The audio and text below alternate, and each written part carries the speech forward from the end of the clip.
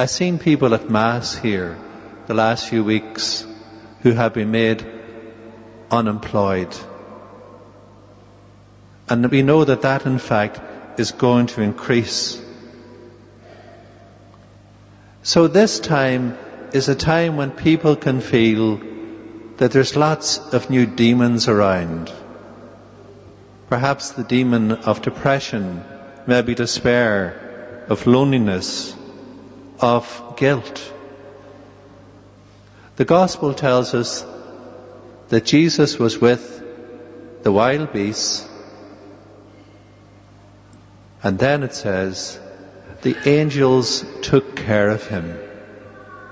Now in our case, the angels have human faces.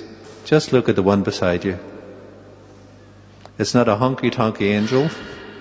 It's an angel in flesh and blood, male and female, all sizes and all ages. Since I came back to the parish here I'm into my 5th year back, I've seen the Passionist Family Group movement in action.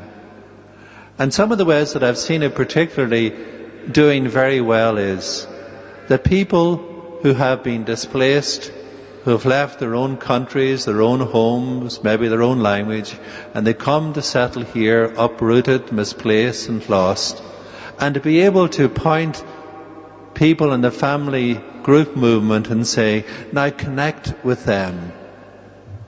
They'll help you to get rooted. So I've seen people from all parts of the world been able to insert into the local community so that they know names, they know faces.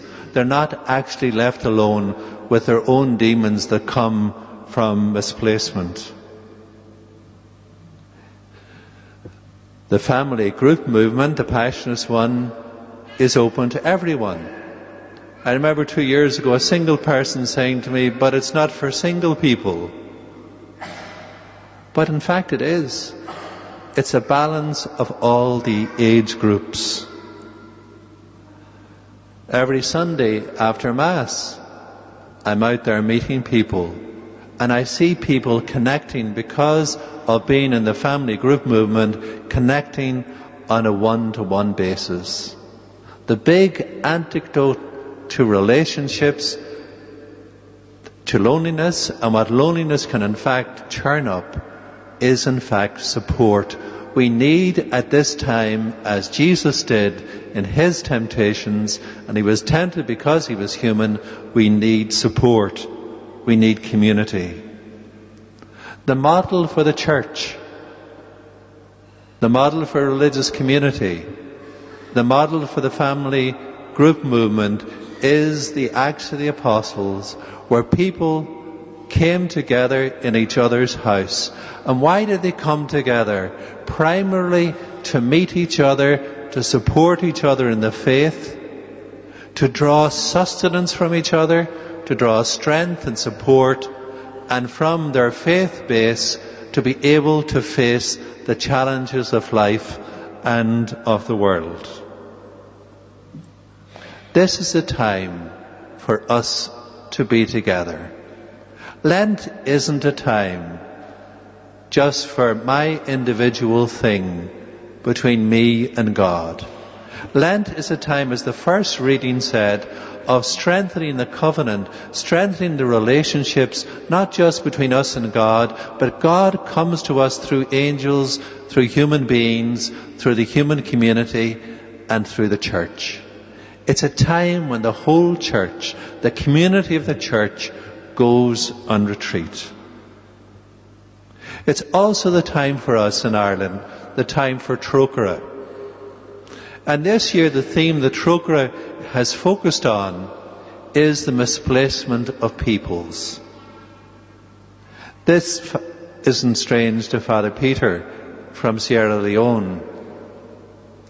But so many people in our world are misplaced, are innocent, are suffering, and particularly the focus this year in all our efforts is on Somalia. And it's asking to the Irish government to set up a peace envoy. It's putting before our eyes our brothers and sisters in the greatest need. So our focus is always away from ourselves to the bigger world to which we belong. But also the focus is at home. There's a time to be alone. There's a time to be silent. There's a time for prayer. And one of the things in the parish this Lent is Tuesday morning Mass. We have Lectio Divina, in which a group of people come together and we allow the Word of God to speak. And it's amazing, the one section of the Word of God is heard by so many people in a different way. That's the richness of that kind of prayer, and indeed anyone's welcome. There's also a time to act, to do something for other people. And that's through Trócaire. We fast to open our eyes to people who have no choice but to fast every day. And it's also a time to consider that you might not be a member of the Passionist Family Support Group movement. It may be a time for you to think and to join. After the communion of the Mass, as we say here in Mt.Argus, it is now 10 years old. And we begin a new step in our history with new coordinators, Jerry and Kate Brennan. And we'll have a little ritual ceremony towards the end of the Mass, by which, on behalf of the parish and the family movement, I will commission them. There's a cup of tea afterwards along the corridors, so it's a good time to come in and talk to them, say hello.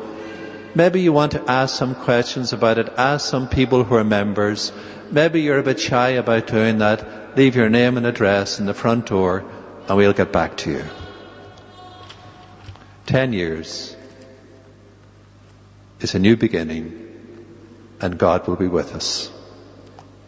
Just for a moment in silence, just receive some word of the Lord into our hearts.